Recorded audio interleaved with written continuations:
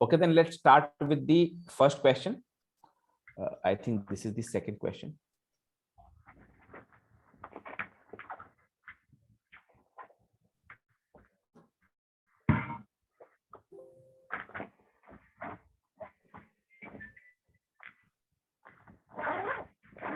तो थोड़ा सा मैं थ्योरी भी पढ़ाता चलूंगा इसी के बहाने जी। हाँ, वो बेटर रहेगा। ठीक है, सो इसमें आज तो थ्योरी क्लास नहीं है जो आई जे के को समझाया जाए, लेकिन अगर इस तरह क्वेश्चन आपके सामने आ जाए, देखो दो तरह से, तो नेटवर्क स्लो है, दो तरह से रिजल्टेंट वाला क्वेश्चन पूछ सकता है। एक तो आपको दो वेक्टर देगा और उसके बीच का एंगल दे देगा। उस हालात में मैंने तुम लोग को फॉर्मूला रटवाया था, A square plus B square plus 2ab cos theta. Cos theta की वैल्यू कभी पॉजिटिव कभी नेगेटिव हो सकती है। लेकिन अभी वाले क्वेश्चन में क्या हुआ है कि आप लोगों को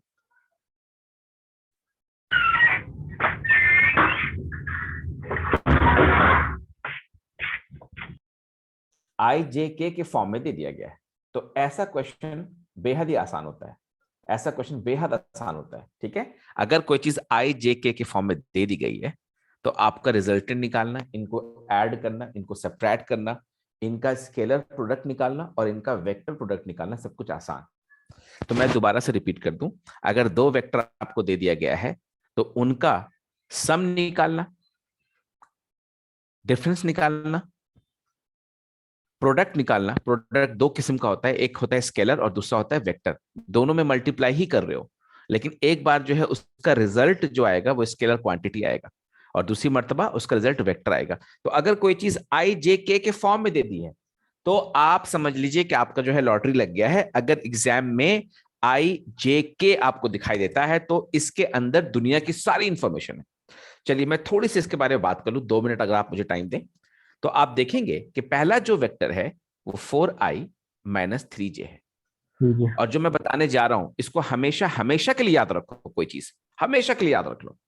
पहली चीज, ये जो भी वेक्टर है मैंने इनमें से सिर्फ एक वेक्टर को लिया है। तो जितने बच्चे रिकॉर्डिंग सुन रहे हैं वो भी ध्यान दें कि इनमें से मैंने सिर्फ एक वेक्टर को लिया है। I am not talking about the second vector. दूसरे वेक्टर के बारे में बात नहीं कर रहा हूं। क्यों नहीं कर रहा हूं? कि दूसरा वेक्टर बाद में बात करेंगे। पहला वेक्टर के अंदर मुझे क्या क्या इंफॉर्मेशन मिलता है। इंफॉर्मेशन नंबर 1, देखिए गजब का इंफॉर्मेशन यहां मिलता है, गजब का। तो I think this would be a great level of excitement. बड़ा मजा आएगा तुम्हें, क्योंकि ये 4 और आई जो है, आप इतना याद रखो जिंदगी भर के लिए, कहीं ना कहीं ये एक्स एक्सिस की कहानी है और जो जे है ये वाई एक्सिस की कहानी है। कल की डेट में वेक्टर के अंदर अगर के आ जाए, यहां पे प्लस समथिंग इंटू के होता, तो समझ लो वो जेड एक्सिस की कहानी होती। यानी कहानी 2D प्लेन से उठ करके 3D में चल जाता जी। तो अभी तो फिलहाल मजे की बात है कि ये 2D है, 2 डायमेंशन है इसमें। ठीक है, चलिए देखते हैं। तो एक्स एक्सिस पे आपको चलना होगा 4 कदम, 1 2 3 4। क्यों? क्योंकि वेक्टर के अंदर 4i है। जैसा कि मैंने कहा कि i जो है वो एक्स एक्सिस की कहानी कहता है, तो 4 जो है एक्स एक्सिस के साथ अटैच है। यानी 4 जो बात कर रहा है वो एक्स एक्सिस के ऊपर 4 कदम। वाई एक्सिस के साथ कौन मिला हुआ है? What is the coefficient of J? अगर कोई पूछे तो आप आंसर करो -3। जे का कोएफिशिएंट -3 है, तो ये नीचे उतरेगा 1 कदम, 2 कदम, 3 कदम। आप क्लास 9 और क्लास 10 के नॉलेज का इस्तेमाल करें। ठीक है, तो आप कहां पहुंचे? आप एक पॉइंट पे पहुंचे। वो पॉइंट का कोऑर्डिनेट है 4, -3। ये आपने बचपन में पढ़ा है क्लास 10 में। तो इंफॉर्मेशन नंबर 1, जैसा मैंने कहा था, पहला इंफॉर्मेशन देखिए, सवाल में ये पूछा नहीं है लेकिन मैं आपको बता रहा हूं। जैसे आपने आईजे देखा, you should be like excited, कह रहे मुझे आईजे मिल गया। इंफॉर्मेशन नंबर 1, आप वेक्टर को अपनी आंखों से देख सकते हो। आप देख रहे हो कि मैंने क्या किया, ओरिजिन से लेकर के 4, -3 को मैंने कनेक्ट कर दिया। तो आप डायरेक्शन भी देख पा रहे हो और इस एरो की जो लंबाई है वो मैग्नीट्यूड है, आप वो भी देख पा रहे हो। आपको दो बातें मिल गई। ठीक है, तो इंफॉर्मेशन नंबर 1 कि आप वेक्टर को देख पा रहे हो, ग्राफिकली ग्राफ में देख पा रहे हो। इंफॉर्मेशन नंबर 2 बच्चों, इंफॉर्मेशन नंबर 2 कहता है कि आपको मैग्नीट्यूड, मैग्नीट्यूड क्या होता है, जो 11th में बच्चे नए नए गए हैं, मासूम बच्चे, उनको लगता है कि मैग्नीट्यूड क्या है सर। मैग्नीट्यूड कुछ भी नहीं है। कोई आपसे आपका उम्र पूछता है, आप जवाब देते हो। वेट पूछता है, आप जवाब देते हो। हाइट पूछता है, आप जवाब देते हो। आपके पास कितनी किताबें हैं, आप जवाब देते हो। इसी को वो ऐसे पूछेगा, what is the magnitude of your weight, आप वही आंसर करना। What is the magnitude of number of books in your bag, आप वही आंसर करना। मैग्नीट्यूड कुछ नहीं है, लेकिन वेक्टर क्वांटिटी के अंदर डायरेक्शन बोल करके एक जो चीज आ जाती है, उससे अलग करने के लिए हमें मैग्नीट्यूड डिफाइन करना पड़ता है। ठीक है, तो मैग्नीट्यूड जो है यहां पे इस वेक्टर का निकालने का ये फॉर्मूला आपने मरने बखत तक याद रखना है। मुझे नहीं पता कौन आईआईटी जा रहा है, कौन मेडिकल जा रहा है, किसका फिजिक्स वीक है, किसका मैथ्स अच्छा है। मुझे ये मालूम है कि जब मैं आई और जे को देखूं, मेरे अंदर एक करंट दौड़े कि भैया जो सवाल पूछना पूछ लो तुम इससे।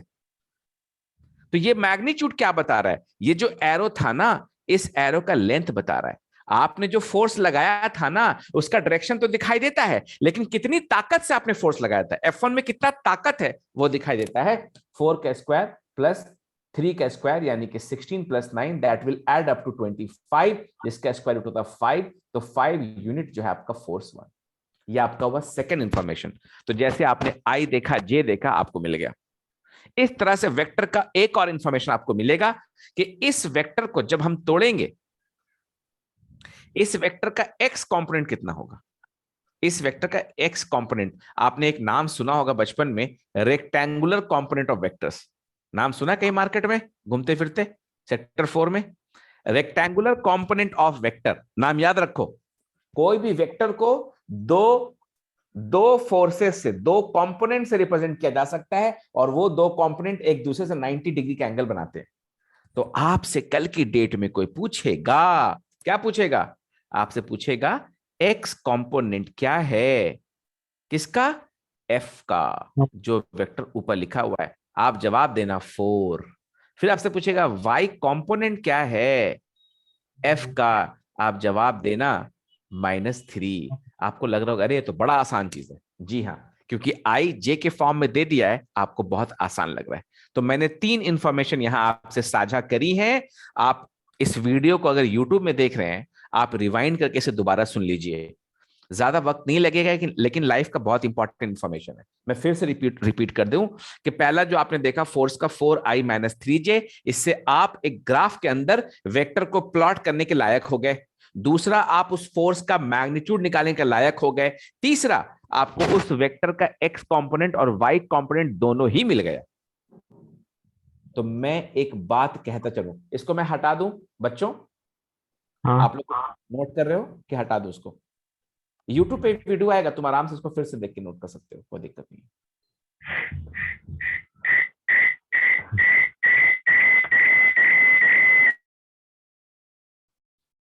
एक बात मैं यहां कहता चलूं, हुजूर आप कभी एहतराम करता चलूं। एक फोर्स है ना, तो जब भी इसमें आप लाइफ में आई देखेंगे, और आप जे देखेंगे, और आप के देखेंगे, कभी भी आपको इस तरह का वेक्टर दिखाई दिया, तो आप समझ जाना कि यहां पर एफ एक्स है, यहां पर एफ वाई है, यहाँ पे एफ जेड है। इस बात को खूब अच्छे से ध्यान रखो कि ये जो एफ एक्स है, ये एक्स कंपोनेंट ऑफ वेक्टर है। एक्स एक्सिस में उसका असर कितना है, एक्स एक्सिस में उसका असर कितना है, ये वाई कंपोनेंट ऑफ वेक्टर है, और ये जेड का कंपोनेंट है। ठीक है, कभी कभी क्या होता है बच्चों कि आपको एक वेक्टर का एक्स कंपोनेंट और वाई कंपोनेंट दे दिया जाएगा, बिल्कुल आराम से। फिर से मैं बोलता हूं, कभी कभी आपको वेक्टर का एक्स कंपोनेंट और वाई कंपोनेंट दे दिया जाएगा। बोलेगा कि एक्स कंपोनेंट जो है वो 2 है, और वाई कंपोनेंट जो है वो 1/√2 है। फिर बहुत सारी बातें पूछी जाएंगी आपसे। जब आपको एक्स कंपोनेंट और वाई कंपोनेंट मिल गया ना, तो वो जो वेक्टर है उसको देखो कैसे लिखा जा सकता है मार्केट में। नवनीत ये बात समझ में आ रही है? Yes sir. अब जब आई जे के फॉर्म में लिख दिया, कहानी खत्म। वेक्टर को अगर आई जे के फॉर्म में कोई दे दिया ना, तो दुनिया का सारा इंफॉर्मेशन आपके पास मौजूद है। ठीक है बच्चों, तो अब मैं आगे बढ़ता हूं, इस क्वेश्चन की तरफ बढ़ता हूं। आप लोग के पास कुछ भी आइडिया तो बताइए कि इन दो वेक्टर का रिजल्टेंट कैसे निकाला जाए, जो आपकी आंखों के सामने क्वेश्चन है। कुछ भी बोलिए, एनीथिंग। आपको रिजल्टेंट निकालना कैसे सिखाया गया है? How do you know? Sir graph plot करके। ठीक है, लेकिन जब आई जे के फॉर्म में आ जाए, आप डायरेक्ट कर सकते हो। आपको कुछ नहीं करना है बच्चों, it is just like a simple addition. लिखिए कॉपी में, नोटबुक में लिखिए 4i minus 3j plus 6i plus 8j। यही मैं कह रहा था कि अगर कभी वेक्टर आई जे के फॉर्म में आ जाए, तो उसका ऐड करना आसान, उसका सब्ट्रैक्ट करना आसान, उसका मल्टीप्लिकेशन आसान। तो आपका जो रिजल्टेंट वेक्टर आएगा वो सिंपली ये आएगा। तो मुझे बताइए बच्चों कि 4i और 6i जुड़ करके क्या देगा? ये आई था शायद, 10i। शाबाश। माइनस 3j है प्लस 8j है, बताइए जुड़ करके क्या देगा? 5J। 5j। खत्म। तो आपको ये नया वेक्टर मिला, यही रिजल्टेंट है। ठीक है, ये आपका आंसर हो गया, रिजल्टेंट निकल गया। अब देखना होगा ऑप्शन में कि क्या मुझसे इसका मैग्नीट्यूड तो नहीं पूछ रहा है। तो जितने बच्चे क्लास में हैं उनका नाम मुझे पता है, आज और अभी के अभी ये चीज याद कर लो। जब भी कोई वेक्टर आई जे के फॉर्म में आएगा, उसका मैग्नीट्यूड निकालना बेहद ही आसान है।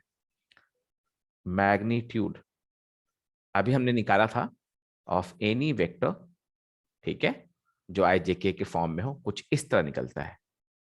आई के साथ जो था एक्स वाला, उसका स्क्वायर, वाई के साथ जो है, जे के साथ जो है इसका स्क्वायर, सबका स्क्वायर जोड़ना पड़ता है हमें, बस। तो यहां पर आई के साथ 10 है और 5 है, 10 square plus 5 square, that's all. तो 125, 125 को हम लिख सकते हैं इस तरह से, 5 इंटू 5 इंटू 5। तो 2 5 है, बाहर निकल जाएगा। ये आपका आंसर आना चाहिए। अगर वो मैग्नीट्यूड पूछ रहा है, अगर रिजल्टेंट पूछेगा ऑप्शन के साथ देखेंगे हम, अगर ये ऑप्शन में आ सकता है या ये ऑप्शन में आ सकता है।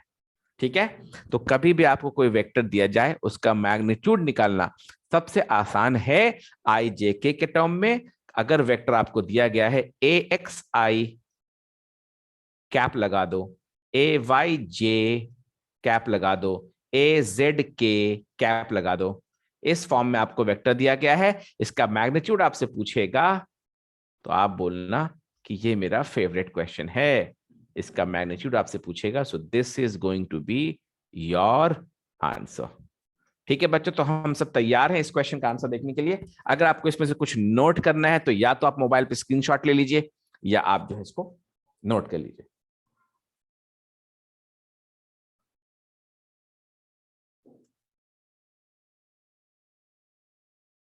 आगे बढ़ा जाए बच्चों? हाँ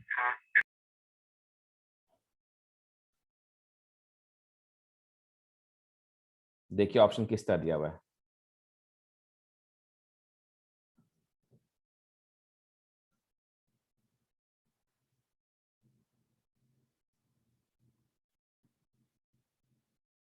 देखा आपने, 10i प्लस 5j आंसर में था। मैंने कहा था दो तरह के आंसर आ सकते हैं, या तो ये आएगा या ये आएगा। ठीक है, यहां पे अगर मैग्नीट्यूड पूछ ले तो ये आंसर हो गया, वरना यहां पे प्लस रहता तो वो आंसर होता। ठीक है, तो इस बात को ध्यान रखो, ये है वेक्टर और ये है वेक्टर का मैग्नीट्यूड। ये दोनों फोर्स जब मिलेंगे, जब F1 और F2 मिलेंगे, तो ये उनका मैग्नीट्यूड होगा।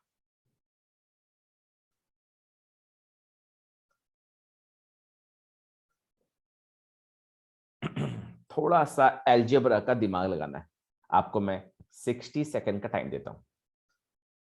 यूट्यूब पे जो लोग देख रहे हैं वो पॉज करके इसको सॉल्व करें, थोड़ा सा दिमाग लगाना है एल्जेब्रा का। इनके। फिर से बोलो अपना answer. Sir C equal to 4i plus 9J minus 13K। कैसे बनाया आपने? सर थ्री को सारा ए वाला जितना भी दिया हुआ है 3 को मल्टीप्लाई कर दिए सबसे, ठीक है। फिर 2 को सारा बी वाला से मल्टीप्लाई कर दिए, हम्म। फिर दोनों को प्लस कर दिए, और सी इस साइड माइनस में था, तो उस साइड लेके गए तो प्लस हो गया। शाबाश, कुछ इस तरह आपने किया शायद।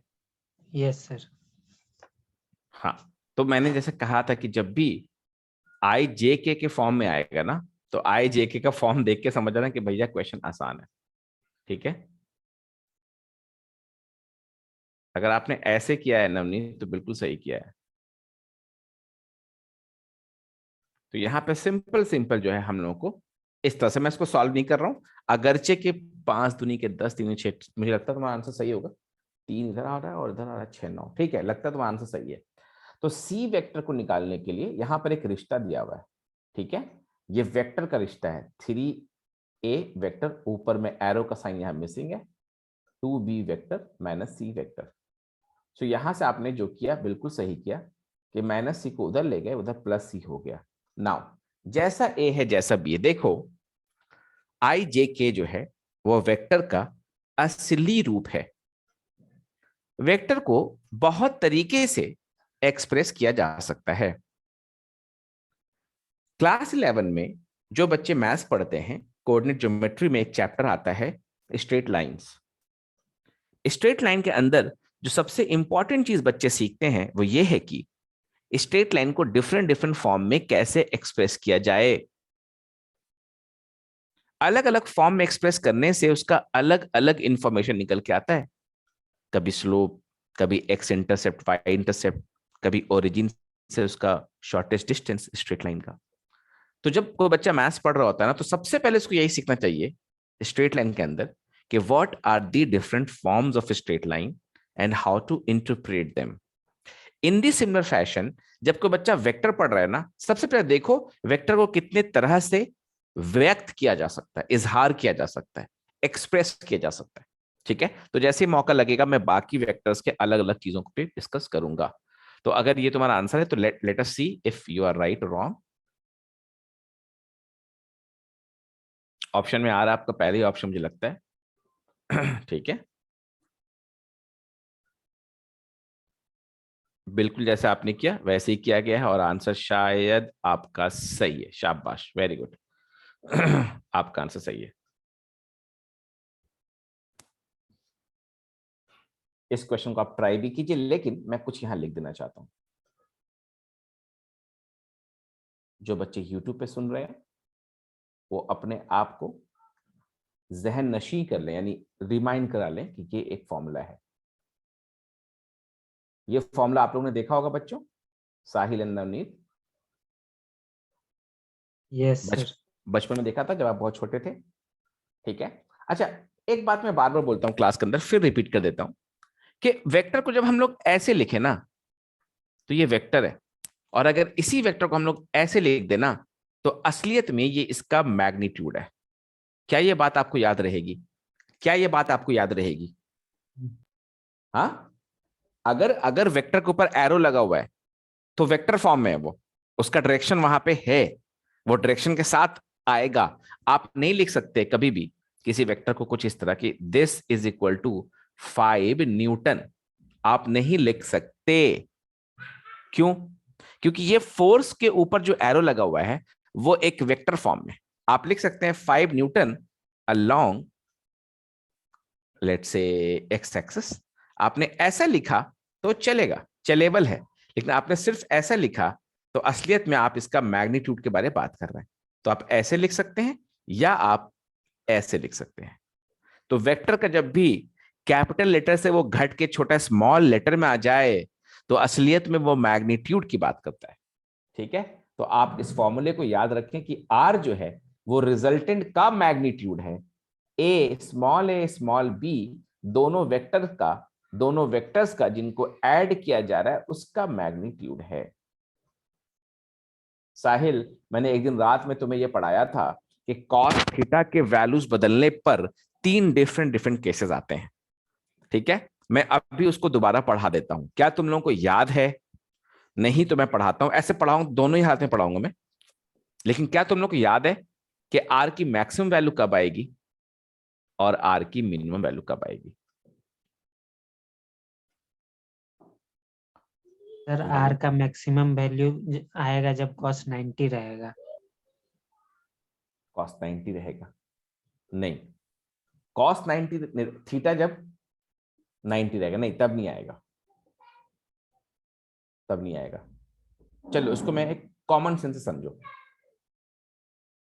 आप कॉमन सेंस समझिए। दो फोर्स है, एक भाई 4 न्यूटन का ताकत लगा रहा है और एक भाई 3 न्यूटन का, और एक पत्थर जो है रास्ते में, बहुत बड़ा पत्थर पड़ा हुआ है, इसको घसकाना है, रास्ते से हटाना है।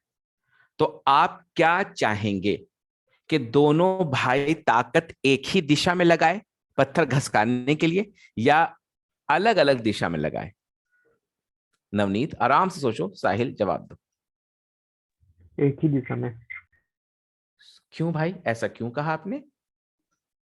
इन दोनों में से क्या है जो आपको लगता है पत्थर को घसकाने में, ROC के रॉक, रॉक का मतलब पार्टी करना है ना, क्लास के बाद अपन लोग पार्टी करेंगे। 4 न्यूटन और 3 न्यूटन को हमने यहां लगाया सेम डायरेक्शन में, यहां लगाया ऑपोजिट डायरेक्शन में। किस वाले केस में इन दोनों में से कब पत्थर जो है जल्दी घसक जाएगा रास्ता पार करके? कब? सेम सेम वाला में। में। क्यों क्यों क्यों क्यों क्यों? क्योंकि वो एक ही डायरेक्शन में फोर्स लग रहा है, वो अपोजिट में लग रहा है, यहाँ 4 और 3 लग रहा है तो अपोजिट हो गया, तो उसमें सिर्फ 1 ही न्यूटन का फोर्स लग रहा है। शाबाश, वेरी गुड। यही केस है मैक्सिमा मिनिमा का। खत्म। यहां पे चूंकि वेक्टर के फॉर्म में आता है, मैक्सिमा लिखा है, मिनिमा लिखा है, दिमाग काम नहीं करता। यानी जब सेम डायरेक्शन में हो, सेम डायरेक्शन का मतलब दोनों फोर्सेस के बीच का एंगल 0 डिग्री हो तब, और ऑपोजिट का मतलब थीटा की वैल्यू 180 डिग्री हो तब। तो इस हालात में जो आपका आर आएगा वो मैक्सिमम आएगा। R max is equal to square root of A square plus B square plus 2ab। Cos 0 degree का वैल्यू पता है किसी को भी? 1 होता है। कॉस 0 डिग्री 1 होता है। तो जब दोनों के बीच का एंगल 0 डिग्री हो तो ये फॉर्मूला जो था वो हो जाएगा A square plus B square plus 2ab। गायब हो गया। कौन गायब हो गया? कॉस थीटा गायब। जब कॉस थीटा गायब हो गया तो ये हो गया आपका square root of a plus b का होल स्क्वायर, यानी equal to a plus B.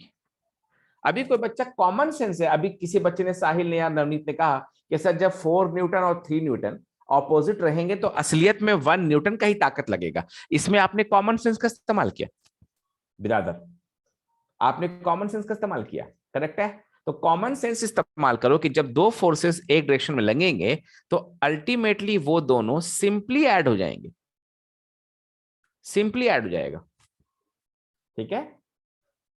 कब? जब उनके बीच का एंगल 0 डिग्री हो, जब वेक्टर्स एक दूसरे के पैरेलल हो।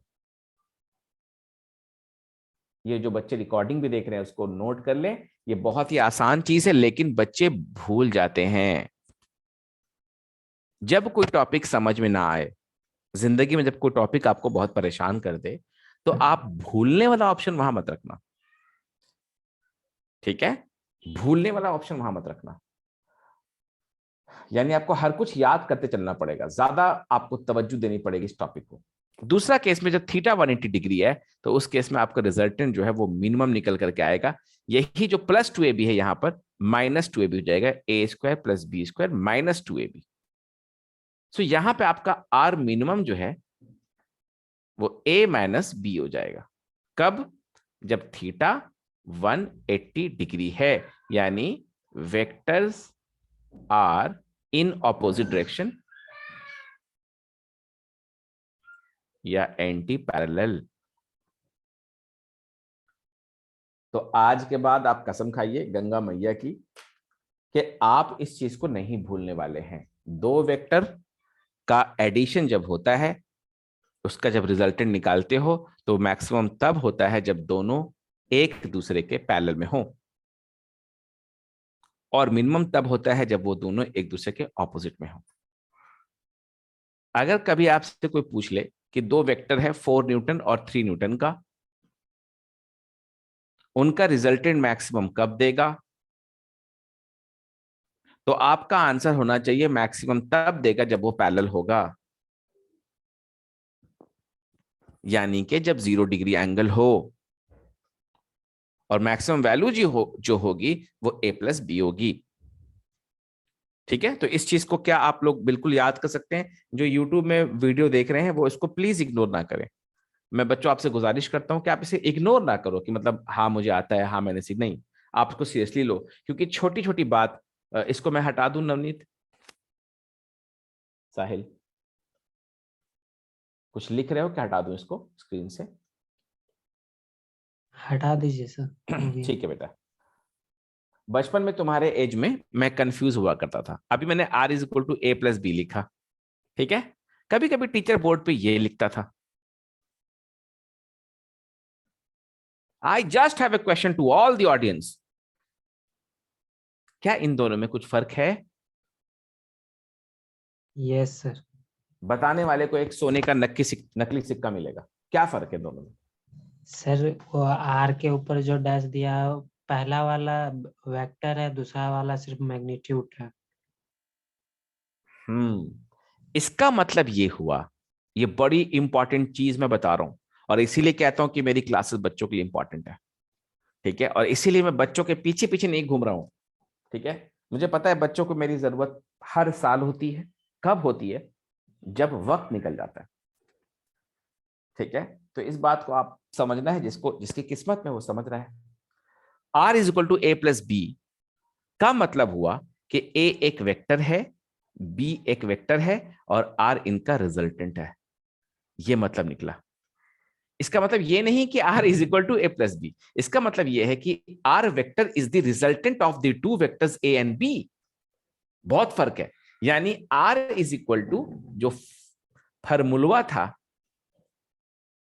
ये वाला, वही यहां पे काम आएगा in terms of magnitude.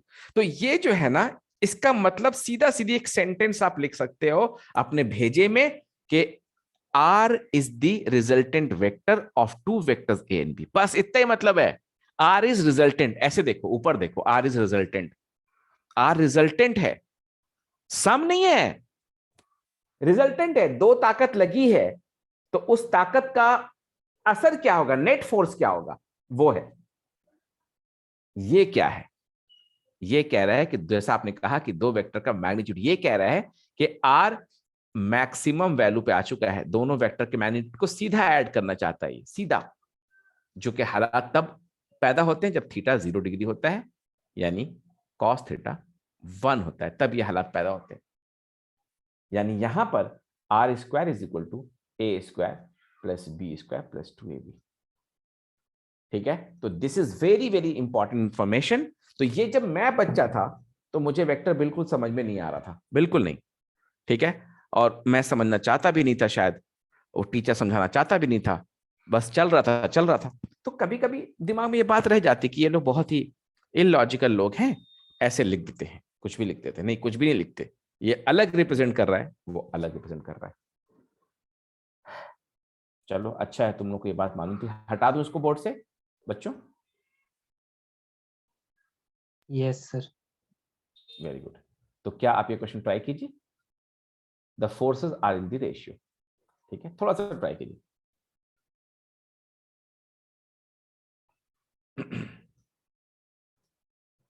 30 seconds दीजिए, ट्राई कीजिए। और उससे पहले बताइए, बनने लायक है, लगता है बनेगा?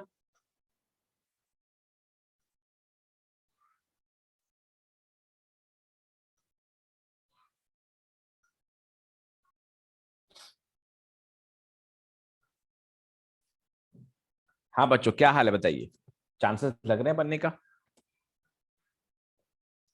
आर मैक्स और आर मिनिमम का रेशियो दिया हुआ है, यानी कहीं ना कहीं ए प्लस बी और ए माइनस बी का रेशियो दिया हुआ है। तो आप इस तरह कुछ मैथमेटिकल ऑपरेशन से बना सकते हैं।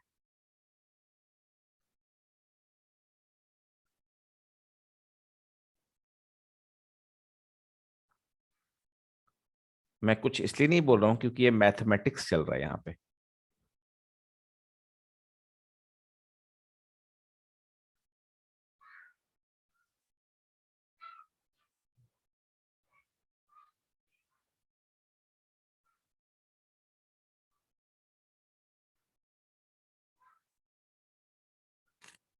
चूंकि अभी हमने जस्ट पढ़ा कि मैक्सिमम क्या होता है और मिनिमम क्या होता है, तो उसको मैं बहुत ज्यादा एक्सप्लेन नहीं करूंगा। अगर आप यूट्यूब में इस वीडियो को देख रहे हैं तो आप इसको बस पॉज मार करके इस सोल्यूशन को 1 या 2 बार लिखेंगे कॉपी पे, बात आपके भेजे में अट जाएगी। ठीक है, लेकिन मैं एक चीज आपको समझाना चाहता हूं कि 2 वेक्टर है, मान लीजिए 2 वेक्टर है 7 न्यूटन का और 1 न्यूटन का, 2 फोर्सेस है।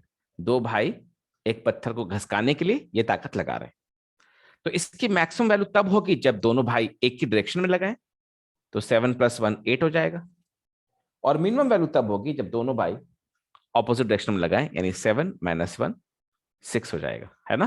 तो ये मैक्सिमम 8, मिनिमम 6। अच्छा बच्चों ध्यान दो, एक और बात मैं तुम्हें समझा रहा हूं जो अभी क्लास में उनको मैं कह रहा हूं, बड़ी मजेदार बात। मैक्सिमम तो a+b है, मिनिमम a-b है, और दोनों में एंगल एक बार 0 है, एक बार 180 डिग्री है। बच्चों एक बात का ध्यान रखना कि अगर ये एंगल बदल दो, अगर ये थीटा बदल दो, तो वैल्यू 6 और 8 के बीच में आएगी। फिर से बोलूं, आपको मिनिमम मिल गया, आपको मैक्सिमम मिल गया, करेक्ट है। आपको पता है कि ये 2 फोर्सेस जब एक साथ काम करेंगी तो मैक्सिमम देंगी, और जब ये 2 फोर्सेस ऑपोजिट काम करेंगी मिनिमम देंगी। ठीक है भाई, ये बात तो समझ में आती है, मिनिमम देगी। लेकिन और किसी एंगल पे काम करे तो वो वैल्यू इसी 2 एक्सट्रीम के बीच में लाई करेगा। जैसे एक किसी की शादी हो रही है और बारात में 30 लोग गए हैं, तुमने पूछा कि भैया सबसे मोटा आदमी कौन है, सबसे हेवी वेट कौन है। एक आदमी हाथ उठाया, बोला 150 kg। फिर तुमने पूछा सबसे थिन लाइट वेट कौन है, एक बच्चा निकला जिसका वजन 5 किलो है। करेक्ट है। तो बारात में 2 एक्सट्रीम, इसको इंग्लिश में एक्सट्रीम कहते हैं, 2 किनारे पे, 2 छोर पे आपको लोग मिल गए। एक 150 kg का बंदा मिल गया, एक 5 kg का बंदा मिल गया। इसका मतलब यह है कि जितने भी बाराती हैं उन सब का वेट इन 2 वेट के बीच में लाई करता है, तभी तो ये मिनिमम और ये मैक्सिमम। ठीक है, तो जब ये थीटा की वैल्यू जब 0 डिग्री है तब आपका रिजल्टेंट 8 न्यूटन आ रहा है। जब थीटा की डिग्री 180 डिग्री है तब आपका रिजल्टेंट 6 न्यूटन आ रहा है। तो for other values of theta resultant would lie between 6 and 8। ये मैं कह रहा हूं, it will help you in competitive exams. जो आपका एग्जाम हो रहा है ना, फुल लेंथ मॉक्स, उसमें हेल्प करेगा। So for other values of resultant, for other values of theta resultant will lie between 6 and 8। ठीक है, चलो इस बात को फिर मैं रिपीट करूंगा कभी किसी मौके पर।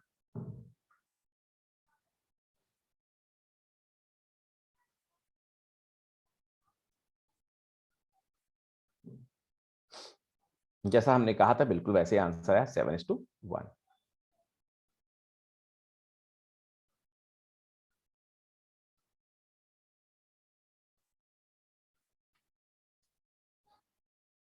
Angle between a and b is 120 degree.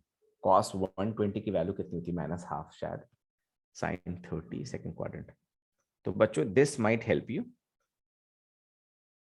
Technical question है, टेक्निकल क्वेश्चन है। ठीक है, सबसे पहले तो आप रिजल्टेंट निकालने की कोशिश कीजिए ए और बी के टर्म में, फिर देखिए। आपको मैं 2 मिनट का टाइम दे रहा हूं, ठीक है, ट्राई कीजिए। बता दीजिए। हाँ ठीक है, तो एक तो इसको थोड़ा ग्राफिकली भी सॉल्व कर सकते हैं। मैं कुछ बोलना चाह रहा था यहाँ पे, क्या बोलना चाह रहा था मैं, हाँ, कि आपका जो रिजल्टेंट सी जो है, क्योंकि क्वेश्चन में ए वेक्टर दिया है प्लस बी वेक्टर दिया है is equal to C vector दिया, तो सी is nothing but the resultant of the 2 vectors, है ना, कुछ नहीं बल्कि रिजल्टेंट है। तो अपन क्या बोल रहा था कि ये जो सी का मैग्नीट्यूड होगा वो कुछ इस तरह होगा कि a² plus b² plus 2ab cos, यानी कि -1/2।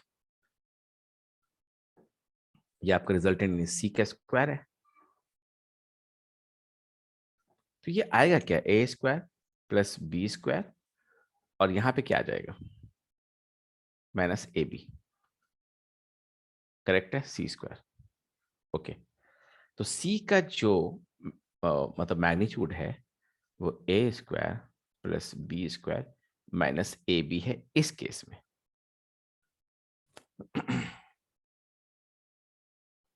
ठीक है,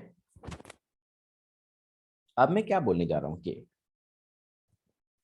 इस क्वेश्चन से हटके मैं एक छोटी सी बात करना चाहता हूं कि मान लीजिए किसी एक कहानी में कि स्टोरी में दो वेक्टर है in a different story all together, कोई अलग सी कहानी है, दो वेक्टर है मान लीजिए। ये बड़ा मजेदार कहानी है बच्चों, मैंने कहा कि जो टॉपिक समझ में ना आए उसमें रटने की ताकत रखा करो, कुवत रखा करो। दो वेक्टर है जिसका मैग्नीट्यूड सेम है, ये भी ए वेक्टर है, ये भी ए वेक्टर है, और इसके बीच में 180 120 डिग्री का एंगल अगर हो तो पता है रिजल्टेंट भी ए वेक्टर ही होगा, यानी मैग्नीट्यूड के हिसाब से। इसलिए मैं बोला कि थोड़ा इंटरेस्टिंग स्टोरी है। फिर से सोचो क्या बोला मैंने कि दो भाई ताकत लगा रहे हैं, इधर 5 न्यूटन का अलग डायरेक्शन में, इधर 5 न्यूटन का अलग डायरेक्शन में। इन दोनों के बीच की एंगल अगर 120 डिग्री है तो जो रिजल्टेंट आएगा वो भी 5 न्यूटन का ही होगा।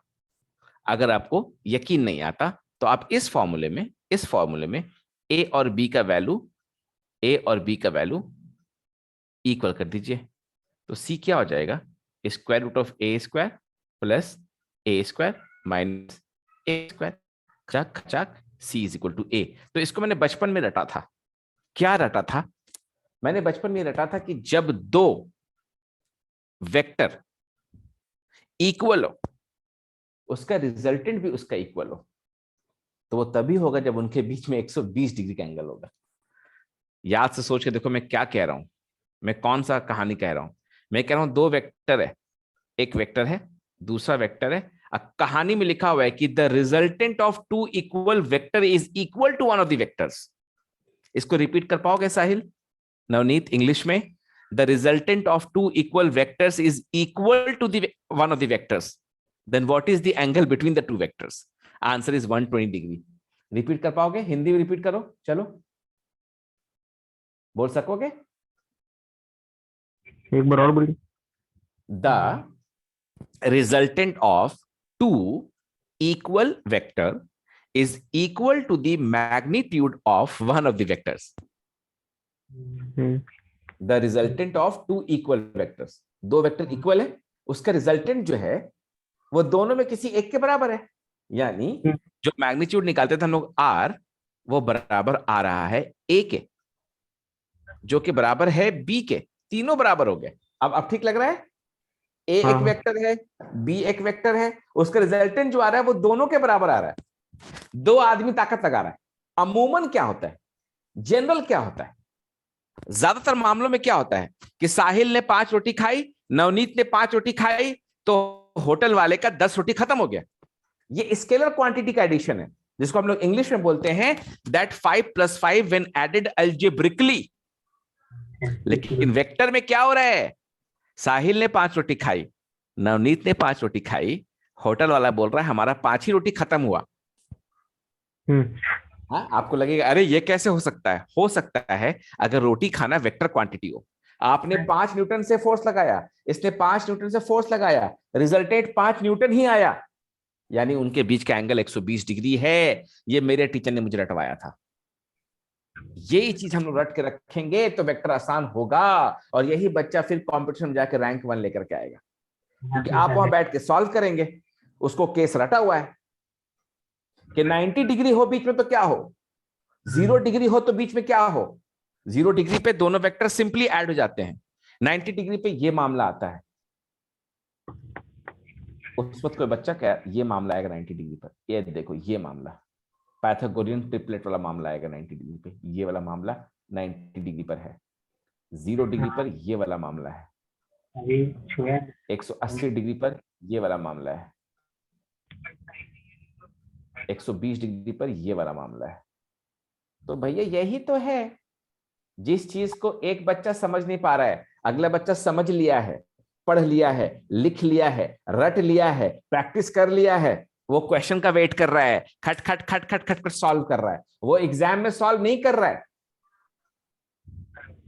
जिस बच्चे का आईआईटी में नहीं होने वाला है वो बच्चा आईआईटी के दिन को जंग समझता है, वॉर समझता है, और जिसका आईआईटी में होने वाला है वो हर दिन को वॉर समझता है। हाँ।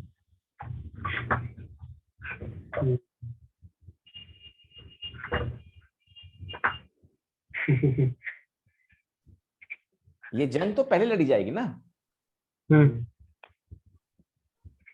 C must be greater than A minus b. A minus b का मतलब होता है A square plus B square minus 2AB।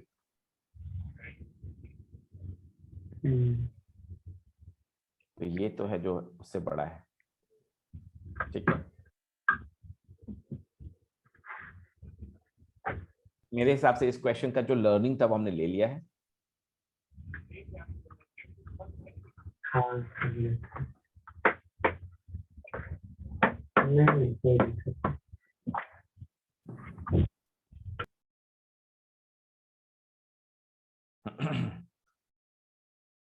ये क्वेश्चन को मैं देखो यहां पे समझना पड़ेगा।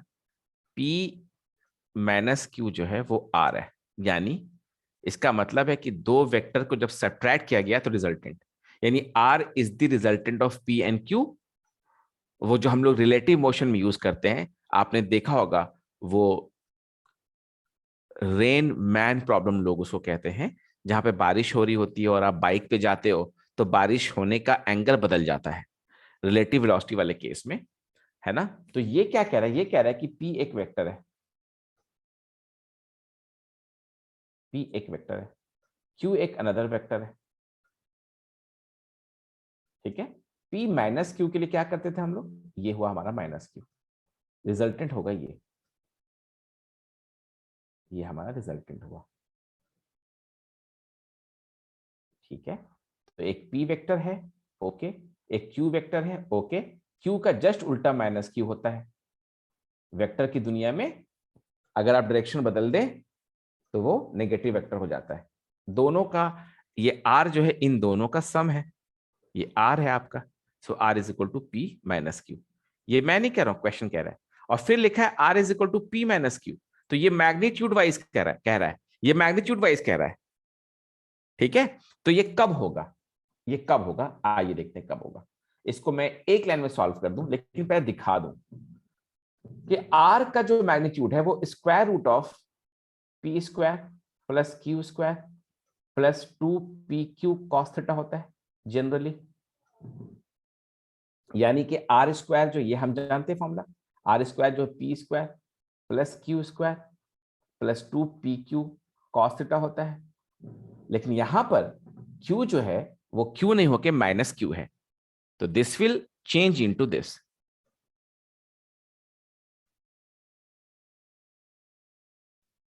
और R की जगह ये बैठा दो P माइनस Q, R की जगह बैठा दो P माइनस Q का स्क्वायर, अब ये बन जाएगा। लेकिन होल्ड ऑन, जिसको ये क्वेश्चन बोरिंग लग रहा है उसको मैं बोल रहा हूं होल्ड ऑन, बस 1 मिनट वेट करो, ये क्वेश्चन बहुत ही मजेदार है। और हर एक बच्चा जो मीडियोकर है, एवरेज है, वो भी एग्जाम में जा करके इसको सीधा देख के टिक करेगा नेक्स्ट टाइम। आइए क्यों बताता हूं। P square plus Q square minus 2PQ is equal to P square.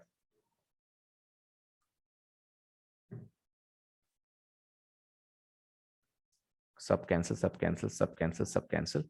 ये तभी पॉसिबल है जब cos थीटा 1 हो। cos थीटा 1 कब होता है, जब थीटा 0 डिग्री होता है, यानी vectors are parallel, vectors are parallel.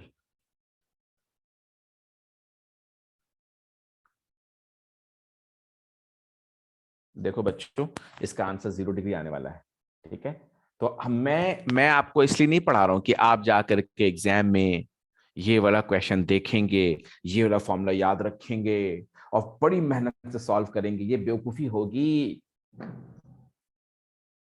Competition की दुनिया में गधे जैसी मेहनत हमें एग्जाम से पहले करनी है। अकलमंद बच्चा साल भर, 2 साल, 3 साल मेहनत करता है, बेवकूफ बच्चा एग्जाम में जाके मेहनत करता है। दो मेहनत हर कोई करता है, गधा भी मेहनत करता है ना। तो एग्जाम के दिन जाकर के हम एकदम खूबसूरत हैंडराइटिंग से इसको बनाएंगे, है ना, बहुत मस्त आंसर निकाल के लाएंगे। पता लगा 40 क्वेश्चन करना था, 15 क्वेश्चन करके घर आए। ठीक है, हमें अपने आप को इस तरह तैयार करना है कि क्वेश्चन पढ़ते वक्त हमें आंसर दिखाई दे। ये कब होता है, आप देखिए गौर से, इसको मैं अलजेब्रिकली सॉल्व कर रहा हूं कि एक वेक्टर है मेरा P, दूसरा वेक्टर है मेरा Q। ठीक है, P और Q, इन दोनों के बीच एंगल ही नहीं है, यानी कि 0 डिग्री है। करेक्ट है। एक भाई ने ताकत लगाया 4 न्यूटन का, दूसरा भाई ताकत लगा रहा है 3 न्यूटन का। इन दोनों का डिफरेंस निकालना है, तो डिफरेंस निकालोगे तो 4 न्यूटन इधर और 3 न्यूटन इधर, तो डिफरेंस आपका 1 न्यूटन आएगा। ठीक है, और अगर आप सीधा सीधी माइनस कर दे तो तब भी 1 आ रहा है। ये तभी पॉसिबल है जब दोनों के बीच में एंगल आपने पैरेलल लेके चला। जब आप वेक्टर कैसे क्वेश्चन ढेर सारे करेंगे ना, आपको ये बात रट जाएगी। ठीक है, आपको लगेगा तो कॉमन सेंस ये और किसी केस में नहीं होगा। मैं आपको एक एग्जांपल दे ही देता हूं।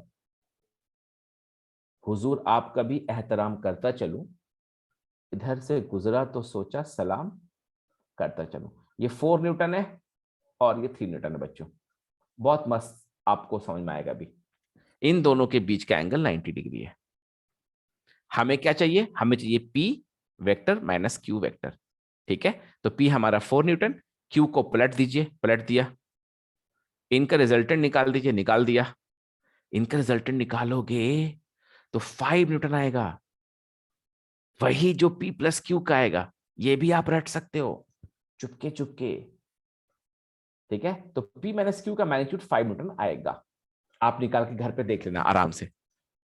4 square plus 3 square plus 2 into 4 into 3 into cos 90। ठीक है, अब क्या करो, इन दोनों को सीधा माइनस करो तो 1 आ रहा है। सीधा माइनस करने पे 1 आ रहा है, और वेक्टर से माइनस करे तो 5 आ रहा है। क्या 1 और 5 इक्वल है? नहीं इक्वल है। क्यों भैया? क्योंकि एंगल 90 डिग्री है, थीटा 90 डिग्री है। करेक्ट है, लेकिन पिछले वाले केस में जब थीटा 0 था तो 4 माइनस 3 1 आया, और 4 वेक्टर माइनस 3 वेक्टर भी 1 आया। ये तभी पॉसिबल होगा जब थीटा 0 होगा।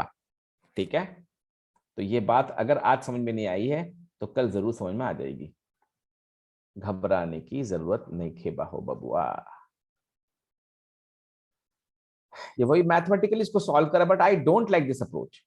I seriously don't like this approach, मुझे पसंद नहीं है। ठीक है बच्चों, तो आज की क्लास हम लोग यहीं पे फिनिश करते हैं। और जो बच्चे मतलब मैंने ज्यादा नहीं 4-5 क्वेश्चन सॉल्व किया है। Basically my purpose was to tell you कि how do I teach and whether online classes are effective और नॉट। ठीक है, so to all the students listening to this YouTube video, unfortunately जितने भी बच्चे हैं मेरी जिंदगी में, यही होता है कि जब आप when you run out of time, when you run out of money, then you remember the बेसर।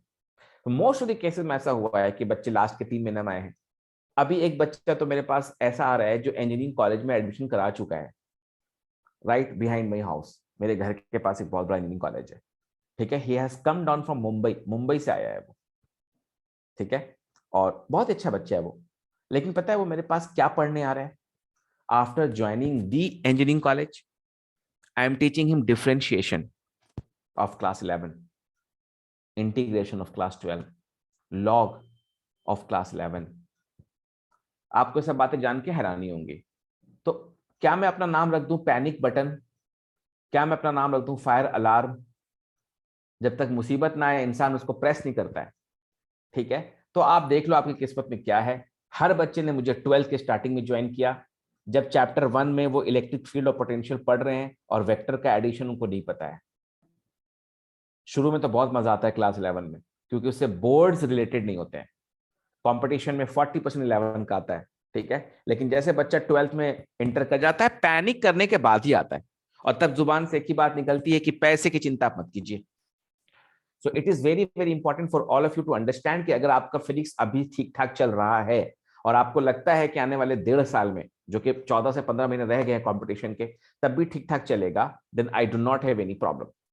लेकिन आज आपको ठीक लगता है और अगले साल जून में ठीक नहीं लगता है, ठीक है, तो फिर दिक्कत होने वाली है। आपको अभी से अंदाज लगाना होगा फिजिक्स का सिलेबस कितना है। और अगर आप फिजिक्स पे ध्यान नहीं देते हो, स्पेशली मेडिकल की तैयारी करने वाले बच्चों, तो आप 540 की लड़ाई लड़ रहे हो। You are fighting out of 540 whereas other aspirants are fighting out of 720. This is going to ruin your life. 540 number पे आप क्या लड़ाई लड़ोगे? जितने भी टॉपर्स हुए हैं उनका स्ट्रेंथ फिजिक्स हुआ है, और जितने भी फ्लॉपर्स हुए हैं उनकी प्रॉब्लम फिजिक्स हुई है। क्योंकि फिजिक्स का प्री रेक्विजिट बहुत कुछ है। फिजिक्स आने के लिए अभी जो बच्चे क्लास में हैं उनका फिजिक्स अच्छा है, मैं बता रहा हूं क्यों। क्योंकि उनका मैथ्स अच्छा है, उनका उनका जो कॉमन सेंस है, लॉजिकल रीजनिंग है, लॉजिकल थिंकिंग है, वो अच्छी है। दैट्स ऑल, उसका फिजिक्स अच्छा होगा। ठीक है, तो आप देख लो, अगर आपको 11th क्लास में अभी ज्वाइन करना है तो ये अच्छा टाइम है। आज हम लोग ज्वाइन करेंगे तो मेकअप कर सकते हैं, क्योंकि 12th क्लास में जाने के बाद अभी 11th क्लास में आप लोग वेव पढ़ेंगे। ठीक है, 12th में इसी से मिलता जुलता एक इलेक्ट्रोमैग्नेटिक वेव चैप्टर आएगा, इसी से मिलता जुलता आपका वेव ऑप्टिक्स आएगा। और जब आएगा तो हम लोग कहेंगे ये वेव है, ये वेव है। यहां तक कि जब आप इलेक्ट्रिसिटी पढ़ेंगे तो वहां पे एसी करंट आएगा, और एसी करंट के अंदर जब कहानियां बोली जाएंगी उस कहानी को वेक्टर फॉर्म में कहा जाएगा। और एचसी वर्मा की किताब हो या एनसीईआरटी की किताब हो, उसमें वो लिखेगा कि मैं तो एसी करंट को वेक्टर की कहानी से तुम्हें समझा रहा हूं, लेकिन लेकिन किंतु परंतु किंतु परंतु किंतु परंतु करंट जो है वेक्टर नहीं है। यानी कुछ ऐसी भी कहानियां हैं दुनिया में जो नेचर वाइज स्केलर हैं, लेकिन उसको समझाने के लिए ऑथर को वेक्टर का सहारा लेना पड़ता है। ठीक है, तो ये बात कह के मैं इस क्लास को खत्म करता हूं, और थैंक यू।